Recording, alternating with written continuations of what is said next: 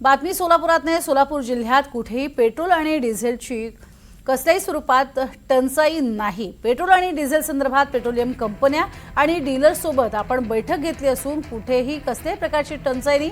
त्यामुळे कुठल्याही प्रकारचे निर्बंधांची नियमावली अथवा सूचना देखील आमच्याकडे आलेली नाही। त्यामुळे नियमित पेट्रोल आणि डिझेलचा पुरवठा सोलापूर जिल्ह्यात होतोय अशी माहिती सोलापूरचे जिल्हाधिकारी एस कार्तिकेयन यांनी दिली आहे। सर्वप्रथम सोलापूरमध्ये कुठेही डिझेल पेट्रोलच्या टंचाई नाहीये। मी काल डीलरचा पण आढावा घेतला, त्यानंतर कंपनीजचा पण आढावा घेतला। IOCL, BPCL, HPCL तिन्ही कंपनीचा आढावा घेतला, त्यानंतर डीलरचं स्वतः प्रत्यक्ष बोलून आढावा घेतला आणि रॅन्डमली माझा टीम पाठवून काही पेट्रोल पंपमध्ये सुद्धा गोपनीय पद्धतीने चौकशी पण केला।